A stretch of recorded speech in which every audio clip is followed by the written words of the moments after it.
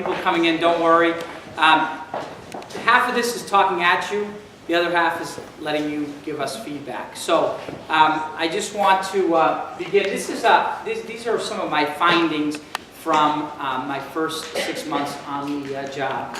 And I'm just reporting what I've heard. I don't want people to jump towards this is what he's going to do. I'm just reporting back out to you what I've heard, I've seen, and what I've analyzed in terms of information. But as we talk about the purpose, these are three different points I want to make about today's purpose. The first is really important to me as a leader, is that is a quote about what is learning and about how organizations need to tap the insight of those closest to the work. And I would say that teachers and staff are much closer to the work than myself and anybody on my team. And so the strength of an organization is really being able to speak to teaching staff, educators, not just teachers, but paras, and those folks that work, food service, transportation, that work closely with kids. And then the second is, I think this is another powerful quote that really, to me, is about today's purpose. This is a conversation. Schools are famous for administrators talking at, and you'll probably say, this guy is about to talk at me for half an hour.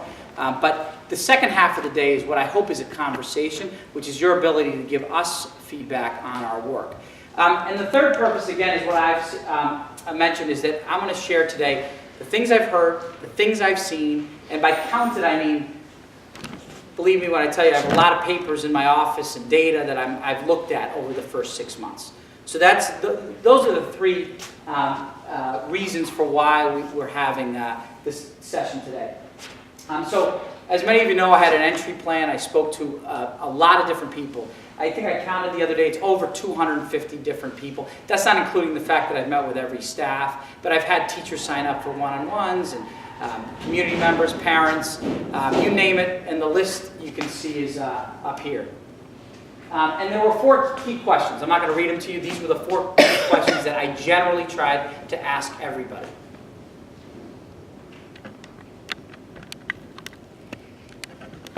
Okay, so just general impressions about Wakefield, and I mean this sincerely. I'm not going to get up here and tell you things I haven't heard or seen. But this is a community with a ton of pride. And I grew up in Massachusetts.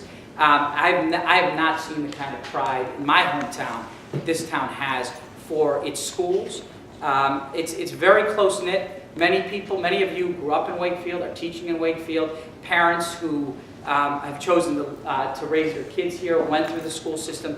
That just speaks incredibly positively about this community. And you can see that on the sports fields. You can see it with the music programs, visual arts programs. I've seen it taking my family to the holiday stroll, Fright Night. I didn't take my daughter to Fright Night, but and the Italian festival. There's a ton of passion in this town, and that I see. That people communicate to me is a huge asset, and I believe is an asset for this community. The second thing that I've seen is this is a system that really is committed to moving from good to great. And I think this is an excellent school system. But what I've learned is that there's a lot of positive momentum here. This isn't a community that thinks it's arrived. What I've heard is we're good, but we can be better, and we want to be better as not just a school system, but as a town. And that's one of the reasons that I was attracted to coming to this town. I didn't want to go to a community that thought they had already arrived or there was arrogance about it. There's not an arrogance about Wakefield. People really feel good about their school system, but there's a sentiment about growth. And it's not to denigrate what currently exists, but it's just this energy and collective commitment to roll up our sleeves and continue to move forward. And I really, that has been reiterated to me time and time again. And then the values. People say, well, what do you think about the mission statement, the vision statement? I really think when I look at the school vision statement about the core values about engaged learning, personal responsibility, and positive contributions, I think those principles are really embodied in what I see from students and staff in our school system. There really is a culture here that values arts. There's a huge passion for civic engagement here, which is not true about a lot of communities. And there's a really importance around individual accountability that I know is emphasized in your classrooms each and every day. And so I feel like the behaviors of people are consistent with the core values that I've seen in this community. So as I break down the findings always watching the time here. But as we look at the findings, I really categorize them into 5 themes, and you can see what those 5 themes are. And most of them are really focused on what I think is the core work, which is teaching and learning. Classrooms, what happens in classrooms every day. But these are the 5 themes I'm going to speak about today. So this is what I've heard about educators, and that's many of you sitting in this room here. The line I continue to hear is caring, responsive, and resourceful. And I've heard that time and time again from parents, and most of all from students. And I have anecdotes I can tell, but students speak incredibly highly of the teachers in this community, especially recent graduates who I've talked to. The first thing they talk about is the teachers in this community. So I think that has to be stressed. And parents feel really good, positively about the fact that people who are teaching their kids do care about their students. And I got that from, we gave a survey out that now it'll be on the website by the end of the week or the beginning of next week. You can see that sentiment came up. But here's a couple of the other things. People want to see, and when I say people, mostly educators, you want to see the central office visible. I've gotten that feedback. You want to see people who are making decisions at the central office close to the action, so they have a sense of what really is going on in schools. I've gotten good feedback from being in schools. People want to see more of that, and not just from me, but from the central office team as a whole, that we're not holed up in our offices all day. People talk about wanting some guidance on an instructional direction for the district.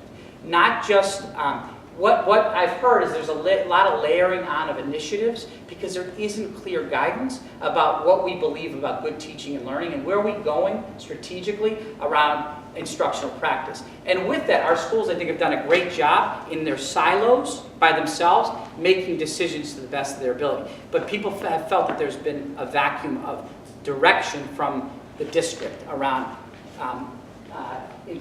instructional focus. Principals have communicated the importance of being empowered instructional leaders. What we've got is we've got either 2 sides of it. We've got some, because we don't have a clear direction, we've got some schools and principals paralyzed. They don't want to move. And then others are rogue. And I don't blame them from going rogue because they don't have guidance, so they're just going to do their own thing. Right? So because we don't have a clear direction, we've got both extremes. So principals want the same guidance that teachers and other educators want. The leadership pipeline. I've gotten a lot of feedback about how Wakefield does not promote their own. Okay, that we haven't promoted teachers to administrative positions within the district. I got that right when I arrived here. And I think that, I've heard that from a lot of people. And what I've also heard is we don't have a pipeline, we don't have a way of developing and growing our own people. And we lose talented people to other districts, and people get frustrated because those opportunities may or may, oftentimes don't exist in this system. So we've gotten that feedback, I've gotten that feedback quite a bit. People want educators want voice in district decisions. They feel like things are being done to them. They don't feel like there's a voice in that process. And that, I hear that a lot from everywhere, but I have heard that sentiment quite a bit, particularly around professional development. The teachers want more voice in what happens around professional development. So of course, professional development is also an area that I've gotten a lot of feedback around. And folks are asking for consistent and practical professional development that's generally school-based and relevant to their work, and that is differentiated and specialized because we have teachers at all different levels, perform different functions, and they want professional development that meets their needs. We have speech and language pathologists, we have psychologists, we have health and wellness teachers. Everybody's asking for professional development that meets their, we have special education staff that have not always felt that the professional development meets their explicit needs, whether it's school-based or district-wide. The other thing is that for PD is teacher influence, that there's opportunities for teachers to teach their colleagues, and that there's leadership opportunities for those that want to lead professional development at their schools, or that we don't have people that are outside the classroom leading workshops for classroom teachers who have stepped away from the classroom and are self-proclaimed experts, but really don't know the first thing about teaching in Wakefield or teaching period. And then paraprofessionals really want to be included and want professional development that's geared to their needs. Okay, curriculum, instruction, and assessment. So this is there's a lot. This slide could have been 8 slides. But around curriculum, what I've seen, and this is my observations about being in everybody's classroom in this district, we have major inconsistency in this district around across grade levels and schools. And so while there are pockets of things happening, it creates a really warped experience for kids. Elementary schools are very much in different places in some of the teaching practices, the materials used, the professional development they receive, and certainly middle school teachers can attest that they can tell where the kids are coming from different schools.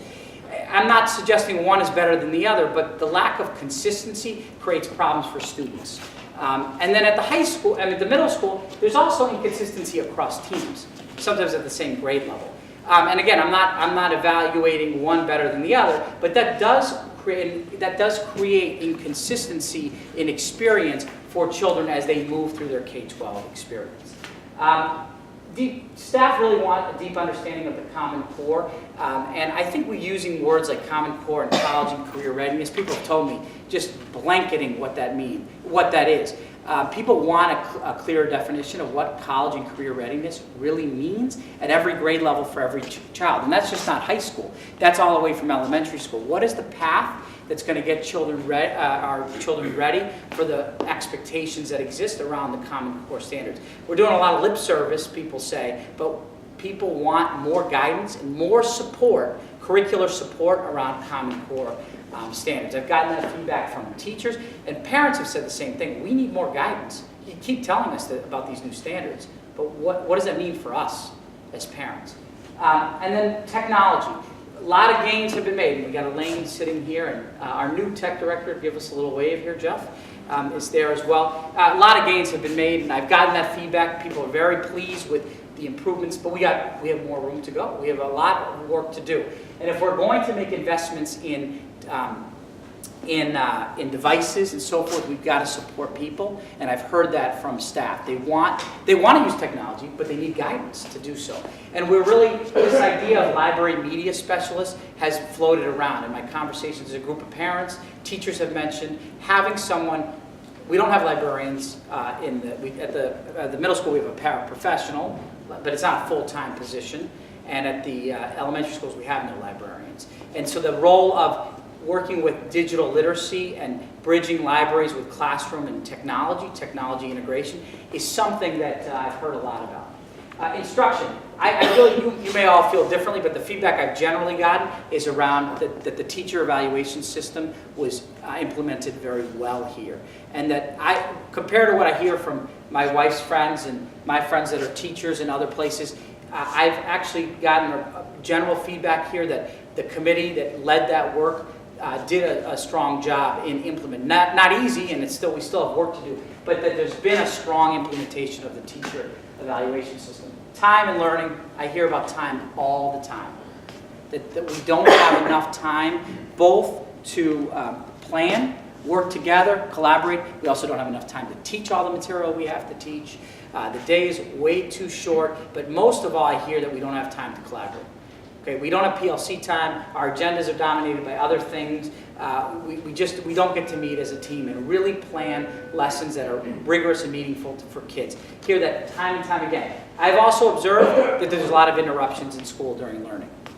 Some of that is loudspeaker. Some of it is recesses in the morning. Some of it is I've heard from some people that DL is an interruption at the middle school. I think there's a lot of things during the instructional day, transitions and so forth, that are taking away from learning time for teaching and learning for teachers and for students. And then around instruction is schools, right? One of the things I've observed is schools don't necessarily have a clear focus for what they're working on each year to improve instruction. Their school improvement plans can be like a litany, a long list of things that they're working on instead of a few clear priorities that drive their work. And the way I know that is when I go into a school one day, I hear the focus is this. Then I come 2 weeks later and the focus has changed. That frustrates teachers. It frustrates parents. It frustrates people working in the school if you're constantly changing your focus, your school improvement focus. Assessment. Wakefield, it continues to make steady progress relative to the state. We're right about in the middle. One area that I have looked at that strikes some concern is that we are performance-wise. Now, MCAS is just one sliver, so I'm going to stress that. Just one indicator. But if you look at the MCAS and you look at what the state defines as our like districts, we fall out of 10, we're in the 8-9 range of those 10 like districts across the board in academic performance on the MCAS. Only one indicator, but it's an important data point for us to continue to look at around the MCAS. There is a sentiment in this community about trying to strike the right balance between testing and teaching. How much assessment is too much assessment? There's a real concern that there may be too much assessment. I've heard that from parents and educators alike. How do we strike that right balance is something that has been a constant, people have constantly raised to me. And then the other piece is we collect data, but people have asked me the question, what do you do with it? Well, frankly, we don't have somebody that manages data, so it sits there. Okay, and is that a good use of asking people to give assessments if we actually don't use it to drive decisions and to drive teaching? And right now, people have asked me fairly the question, you're collecting information, but there's no one that is giving it back to us in a way that we can use it to influence our instruction. Student support services, just looking at my time here. I really feel like our students are ready to learn. I've been in a lot of districts, big urban districts. I'm very impressed with how engaged and ready to learn our kids are in this town. I mean, I'm not saying you should see other places, but it is different. When I walk into classrooms, we have a captive audience generally of students who are ready to learn and teachers who are ready to teach. Multi-tiered systems of support. You could call this response to intervention. There's a lack of clarity about what we mean when we say response to intervention. A lot of the focus has been on the intervention, but I would ask us to think, I've heard a lot that we have from a lot of folks is that we have to look at what we mean by tier 1 quality instruction for all kids. Like, how do we define good teaching and learning for all children before we jump to what intervention is? And so that question has come up quite a bit in my conversations with special education teachers, general ed teachers, is do we and should we invest enough time in supporting what happens in the core classroom periods during tier 1 instruction? Early childhood offerings. Some of you have heard those rumors about the opening up the Doyle School as an early childhood center. Well, that is something we're exploring as an option because we've heard feedback from parents about wanting more early childhood options for kids, and we've and improving access to early childhood. I've heard the feedback that parents want full-day kindergarten that's paid for. I've heard that from teachers who say there's a difference between students that go to half-day and full-day programs, and we still have students who go to half-day kindergarten. I've also heard that we don't maximize our enrollment in preschool, that we have more space that we could offer to get our kids in the system earlier and offer more classroom seats. The lottery, parents express a lot of concerns about the kindergarten lottery, and that students right now don't necessarily go to their home school for kindergarten. We for example, at the Dole Bear, we have Dole Bear students at 3 different schools for kindergarten. And that causes frustration on the part of parents, but also on the part of teachers, because as the teachers get their students for first grade, that they've been zigzagged all over the system. And then enriching after and before school options. Wakefield Academy is something people are very happy with the fact that we have a program, but they want more of it to be enrichment. They're looking for it less to be about daycare, and how can it also enhance what happens during the school day, so it could actually be a way of extending the learning day creatively so that it's not just daycare after school for children, but it becomes a real learning opportunity. And then service delivery for English language learners. What I've observed in looking at our program is we're really piecemealing services for kids. We try the best we can with the staff we have, but we've got ELLs all over the system, and we're doing our best to band-aid services for them. We don't have a vision as a system right now for supporting our English language learners, which that number continues to increase every year. And I think we had a significant increase from last year to this year, and it will continue to grow as population trends shift in Wakefield.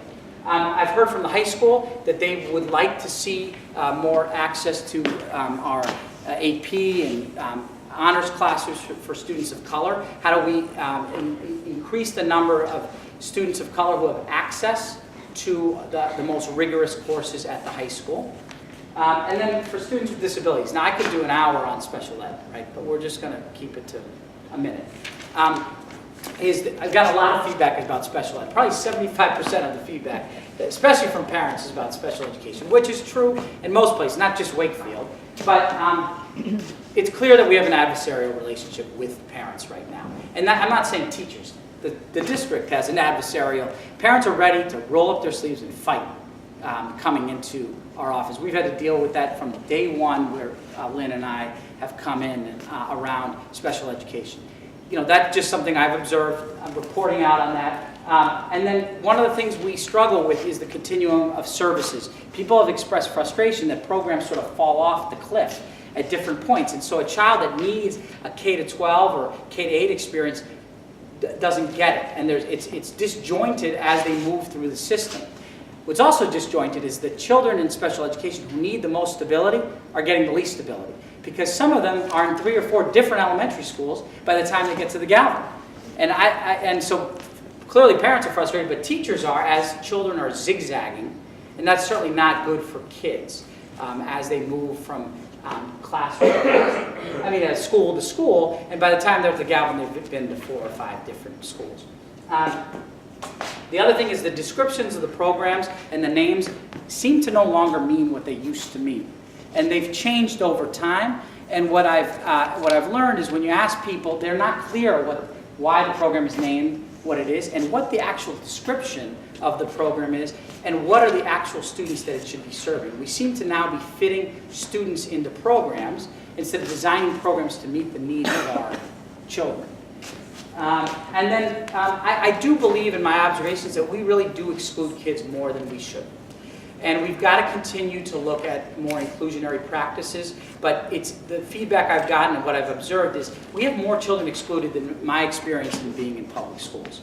And again, that's a system-wide vision. Part of it is, as a system, we haven't had a good special education plan about supporting the learners. And then PD is clearly an area to improve around support for special ed teachers. Okay, quickly, budget and operations. People want more transparency with the budget. Okay, today is an attempt to get some input about the budget process before it's even developed. Not to go to you after it's done and say, what do you think? But before we even develop it is to get some input on priorities later in these breakout sessions we're going to have. But people feel like it's been budget process has been shrouded in mystery, and we hope to demystify that process. The allocation for curriculum instruction. I'm shocked with how little we invest in curriculum and instruction. Materials are outdated in schools. We don't support teachers with PD enough relative to my experience. When you look at the fraction of the budget that's allocated to curriculum and instruction, it is minimal relative to districts that are higher performing. Just the proportion of funds for curriculum, for teaching and learning in this district.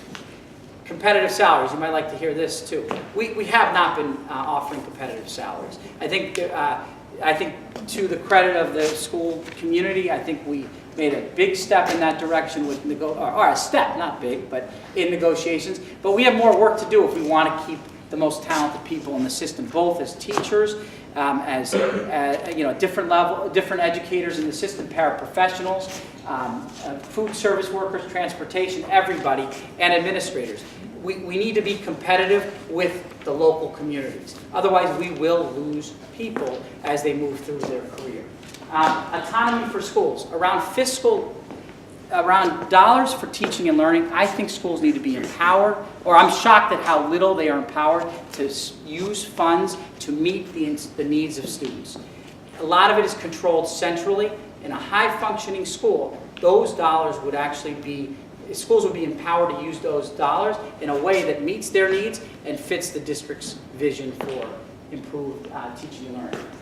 Food service is a lightning rod because it's an area where people don't like quality and feel like it's has hemorrhaged cash over the last few years.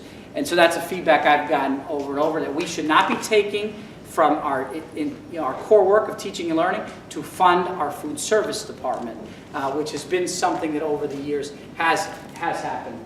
Something that we're working on currently. And then user fees is a lightning rod issue in this community as well, about should people have to pay to participate in sports and extracurricular activities, and to what extent should the school district be take on some of that responsibility. Operations. Don't get me started this week on operations with heat, especially at the high school. Again, I don't worry about the Galvin, but there's a lack of clarity in roles and responsibilities of who owns what, the town or the schools, in terms of repairing, maintenance, and so forth. And that blurred line has created not always the best service for schools. And I've heard that it's very hard to know who's responsible for what. And so that, just reporting on the feedback I've heard and seen in terms of how we take care of operational issues. The facility plan. The question that I get asked all the time, what's next after the Galvin? That's a question that people want to wrestle with. Is it the high school? Is it elementary schools? Is it building another elementary school? That's on people's mind. System procedures and processes. This is a system that is devoid of procedures and processes. There is no staff handbook. There is no guidance for teachers when they start as an employee here to, here are some procedures. And so there's been a call for, give us some guidance on field trips, on allergies, on, I mean, the list goes on and on, when many other communities do have procedures for staff. Crisis management. Schools have been doing a really good job of having their own crisis management plan, but it is disconnected from a district-wide focus on ensuring that our staff, students are safe and well taken care of during the school day. Student information system, I've gotten a lot of feedback. People don't like our student information system, and so that's come largely from teachers, administrators, that ought to be something we look at, is what feedback I've gotten. Finally, community and school relations. Schools have done, in parents' mind and in the minds of our community, a very good job of communicating with families. The district, on the other hand, we've gotten the opposite feedback. Both internally and externally, we've got work to do in communication with our staff, but also in how we communicate things to our families and community on things that are happening in the district. People say they find out about things too after the fact. The school committee could better communicate policy changes. So we've gotten that feedback. The town I have found to be very collaborative with me so far, and with this and with our administration. They want to work with us. They've invested money in the schools, with the fields, with the Galvin. That there is this momentum on the part of town officials to really want to do right by the schools, and know that it's a lever for increasing the viability and the attractability of the town of Wakefield. Partnership with local businesses and community organizations, I believe there's more we can do in that area. When I look at what our partners, I've heard from businesses and organizations that we seem to go back to the well for the same people. We don't have a diversified set of partners, both who are in Wakefield but also in the greater Boston area, that we can leverage as additional resources to help us do our work. The school committee, I really do believe we have a school committee that wants to be focused on the right things, which is about what happens in classrooms. That's something we continue to work on, but in my one-on-one conversations, I have to say, I'm not just saying that because they're my bosses. I'm saying that because I legitimately believe that they want to have the right conversations about improving the educational experience for children. The branding. I think we have work to do in branding the Wakefield Public Schools. Private schools and charter schools are masters at branding. Okay, but in public schools today, it's something to think about, is how we market ourselves. I talked about early childhood. There's an opportunity for us to recoup funds if we market ourselves preschool and brand preschool as an attractive option for families. We can tuition kids because we can do it for less, and I think ultimately offer a high-quality preschool experience for children. But that gets to how well do we brand. And then the role of the superintendent, I'll end with that, is it's interesting. This is a community that it's shifting in its understanding of the superintendent being more of an instructional leader and being focused on teaching and learning and not being a manager. And not also being the complaint department. Okay, that complaints should be, or concerns should be rooted at the school level and not be bypassing teachers and principals unless absolutely necessary, but that this superintendent the role is about setting a course and setting direction for a school system around what matters most, which is about teaching and learning.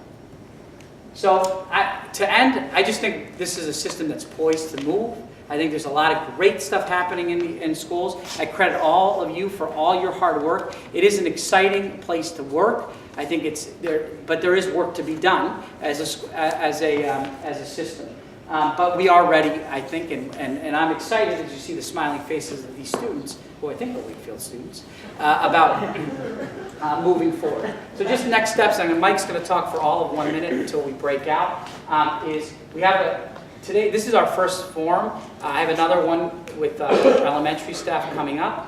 We have Woodville meeting tonight with parents, and then at the Dole Bear next week, which is, I'm going to be sharing virtually the same information. And then I'm going to eventually publish this in a longer report that I really wouldn't advise you to read unless you want to fall asleep. But it'll be a more in-depth summary of what I just presented today.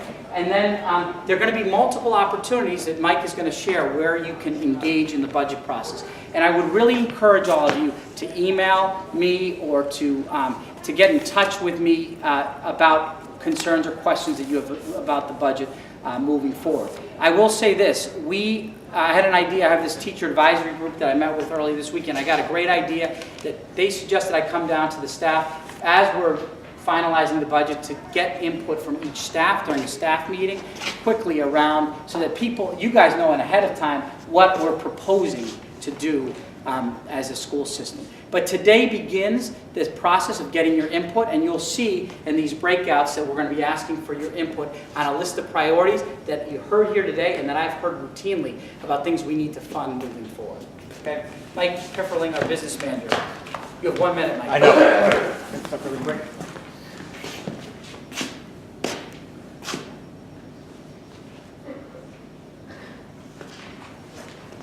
I was going to say Happy New Year too, but mine doesn't start until July 1, because that's when the budget goes into play. So I'll wish you all a Happy New Year in 6 months. This is a quick overview of this is really just a small snapshot of what we kind of go through every year when we build the budget. And we really want to stress, as Dr. Zrike said, how much involvement we want from the community this year, whether it be our staff, our parents, our community leaders, finance committee, things like that. So the first two things we've actually already completed. We've already met with principals, and they've submitted their budget requests. Then they gave us a presentation on what they wanted to, or explanations on why they put those things into the budget for their requests. The next two things, and anything you see in the darker color here, these are the opportunities that Dr. Zrike was talking about for public feedback, whether it be staff feedback or public feedback or whatnot. But the next two are the district hosting 2 public forums. The reason that one came up first was because the first one was supposed to happen 3 weeks ago, but I think we had some snow that night, or ice or something. And then the next two are the staff forums, which are happening today, this afternoon at 2:30, and another one in an hour. So those are the first 2 opportunities for people to have discussions with us about the budget items that they'd like to see. We're going to have multiple meetings, probably 2 a month, with the budget subcommittee of the school committee. Those meetings are in addition to our regular school committee meetings. And then we're also going to have at least two meetings with the finance subcommittee of the town's finance committee. A lot of finance names in there. But they're a great guide for us. It also lets us kind of give them our ideas of where we're going so that they can understand. When we get to I'll get down here a little bit further before I get that. Then the superintendent's going to make his recommendation or present the budget to school committee. Then that brings us to the next area for public comment is there's a period between when we present to school committee and when school committee votes on the budget where the community can come in and give their feedback. I'm really trying to rush through this. The school committee then votes, It goes to the Board of Selectmen, that's just a presentation we give to them, and then we present to the Finance Committee. The reason it's important for the Finance Committee to be involved early on is because when we get to them, they're either going to recommend favorable or not favorable action. So if they're on board with us from the beginning, we're hoping they're on board all the way through and we get favorable action at town meeting, which is the final place for anybody to have comments, as long as it gets approved. If it gets kicked back, we have to redo it, that's a different story, but the last place is for the public to give feedback is at town meeting. Hopefully by that time we've already gotten all our feedback and everything, but that's kind of a really condensed minute and a half, I'm sorry, version of the budget process. So thank you very much, and I look forward to all the feedback. Okay, and just so you know, this doesn't end until May. So we're right on the front end. Between January and May is when we develop the budget. So today is well in advance of that.